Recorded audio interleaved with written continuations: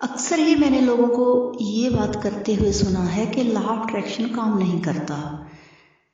आज हम बात करेंगे कि लॉ ऑफ अट्रैक्शन क्यों काम नहीं करता, कौन कौन सी बातें हैं जिनका हमें ध्यान रखना चाहिए। सबसे पहली बात तो ये कि लॉ ऑफ अट्रैक्शन काम करता है, 100% काम करता है। इस बात को अपने मन में बिठा लें। जो लोग विश्वास नहीं करते उनका नहीं काम करता, क्योंकि लॉ ऑफ अट्रैक्शन है क्या, हमारे अवचेतन मन के साथ संबंध रखता है। जिस बात को हमारे अवचेतन मन ने स्वीकार कर लिया वो बात हो जाएगी, जिसको नहीं स्वीकार किया वो नहीं होगी। अगर हमें विश्वास है, अपने आप को यकीन दिलाना है, हमने पूरा यकीन कर लिया कि लॉ ऑफ अट्रैक्शन काम करता है तो पक्का ये करेगा, क्योंकि हमें विश्वास हो गया। और अगर हम विश्वास नहीं करेंगे, हमें शक रहेगा, तो बिल्कुल ये हमारे लिए काम नहीं करेगा। जैसे कि हम अक्सर डॉक्टर के पास जाते हैं ना, तो वो भी कहते हैं कि दवाई को विश्वास के साथ खाओ। ऐसे बहुत सारे एक्सपेरिमेंट हुए हैं कि सिर्फ विश्वास के कारण मरीज बड़ी बड़ी बीमारियों से बाहर निकले हैं।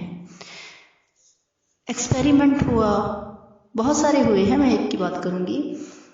कैंसर के पेशेंट्स थे, किसी दूसरे कंट्री में हुआ था, इंडिया में नहीं। तो उन पर एक्सपेरिमेंट किया गया कि उनके 2 ग्रुप बना लिए गए। एक ग्रुप को कैंसर की दवा दी गई और दूसरे ग्रुप को पानी दिया गया, सिंपल।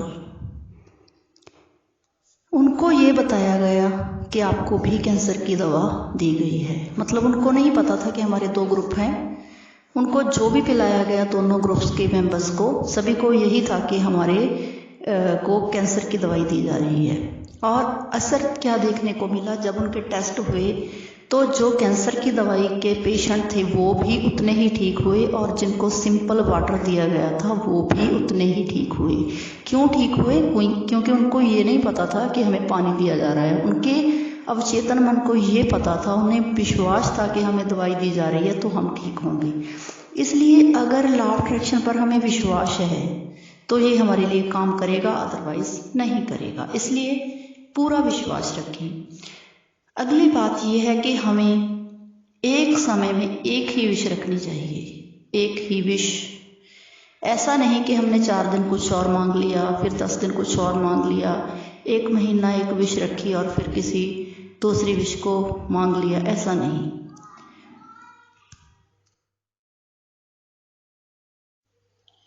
जो भी चाहिए आपको सोच समझ के रखो और फिर उस पर पक्के रहो।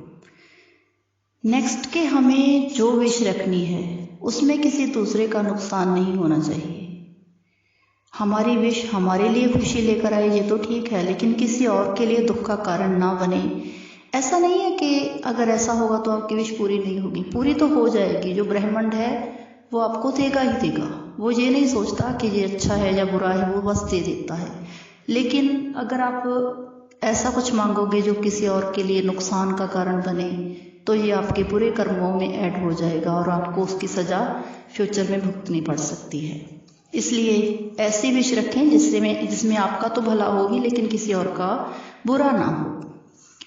नेक्स्ट, जो आप एक्सपेरिमेंट, जो मैंने अपने इस चैनल में जो शुरू किया है, एक्सपेरिमेंट्स जो होंगे उनको आप बोझ समझ के ना करें।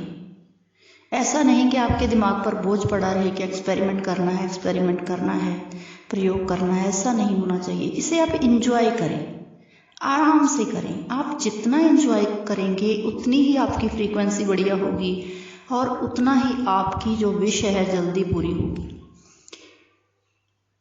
अगर आपका मन जो है अशांत होगा, डावाडोल होगा, तो आपकी विश पूरी होने के चांसेस कम हो जाते हैं।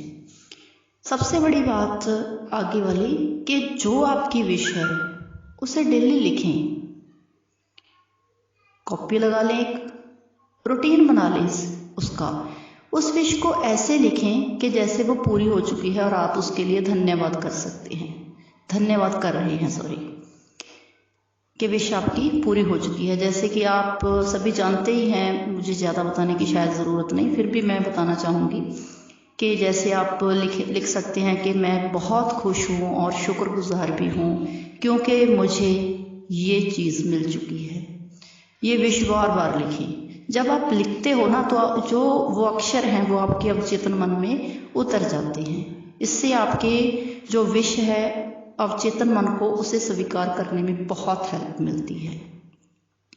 तो ये कुछ बातें हैं जिन्हें आप ध्यान में रखेंगे तो आपकी जो विश है वो बहुत जल्दी पूरी होगी। और एक बात और कि जब आप सोएं तो भी उस विश को सोचते हुए सोएं कि आपको वो मिल चुका है, आप बहुत खुश हैं।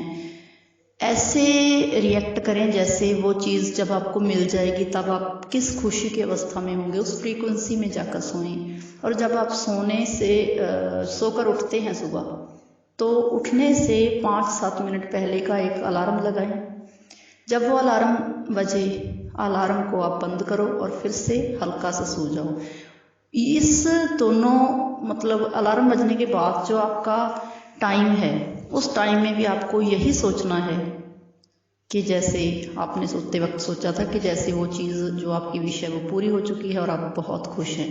और आपको धन्यवाद करना है जितने बार भी हो सके, हर चीज़ के लिए थैंकफुल रहना है गॉड का। अगर आप पानी पीते हैं तो भी थैंकफुल हो, अगर आप खाना खाते हैं तो भी, अगर आपको कुछ मिला है तो भी, जब आप चल रहे हैं तो भी, क्योंकि सब कुछ तभी संभव है जब ईश्वर हमें वो सब दे रहा है। अगर हम चल रहे हैं तभी चल रहे हैं अगर हमारी टांगें सही सलामत है। खा हम इसलिए रहे हैं क्योंकि हमारे पास खाना है और खाने के योग्य शरीर है। 4 दिन गला खराब हो जाए तो नानी याद आ जाती है। इसलिए हर चीज़ के लिए थैंकफुल होने की आदत डाल लें। ये आपको बहुत हेल्प करेगी आपकी इच्छाओं की पूर्ति में। Thank you.